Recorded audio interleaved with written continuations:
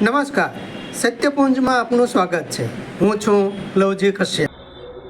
ઉત્તરાયણ પર્વની મોજ સાથે જીવદયાનો અનુરોધ કથાકાર શ્રી વૈશાલી બાળાએ કર્યો છે।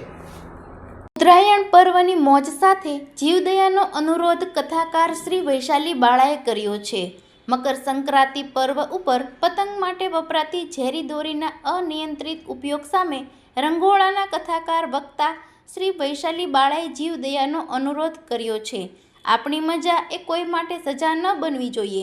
આપણી સનાતન સંસ્કૃતિ શીખવે છે કે આપણા ઉત્સવ ઉજવણી સૌના માટે આનંદનો ઉપક્રમ જ હોવો જોઈએ।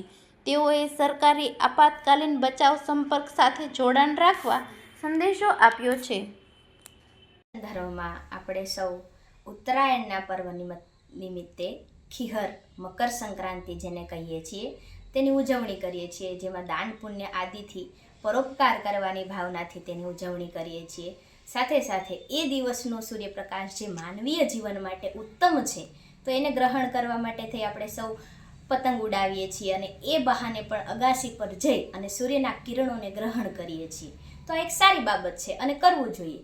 અને સાથે સાથે ધીરે ધીરે બાળકોને આ વસ્તુમાં રુચિ લાગી એટલે એક શોખનું માધ્યમ બની ગયું અને એ શોખ ધીમે ધીમે એટલો મોટો બની ગયો કે આજે ચાઇનાની દોરી વાપરી અને આપણે સૌ પોતાની મજા જે બીજાના માટે સજા થઈ જાય છે એવું કામ જાણે અજાણે કરીએ છીએ।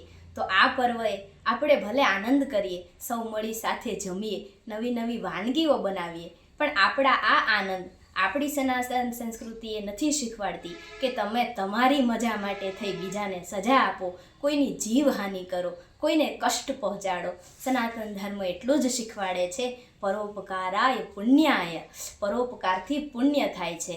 તો આ મકર સંક્રાંતિ પર્વએ સૌ ખુશી, મજા અને આનંદથી ઉજવીએ, પણ સાથે સાથે જીવદયાનું ધ્યાન રાખીએ અને ક્યાંય કોઈ પણ પશુ પક્ષી જીવજંતુને કોઈ કષ્ટ થયું હોય, કોઈ પીડાઈ રહ્યું હોય તો 83-2000 નંબર ડાયલ કરી અને તેની સહાયતા માટે તમે કોઈને બોલાવી શકો છો। તો એટલું ધ્યાન આપણે સૌ જરૂર રાખીએ।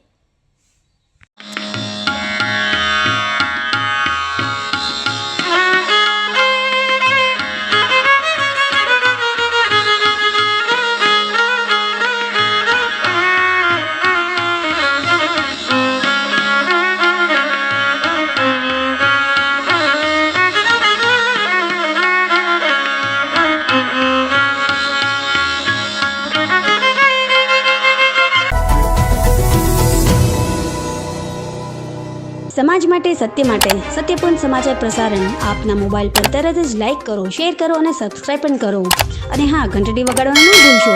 આભાર। સમાજ માટે સત્ય સાથે સત્યપુંજ અહેવાલ, સમાચાર તથા જાહેરાત પ્રસારિત કરવા સંપર્ક સાધો। સત્યપુંજ સમાચાર પ્રસારણ, લબ્ધિ કોમ્પ્લેક્સ, તાલુકા પંચાયત સામે, સિહોર।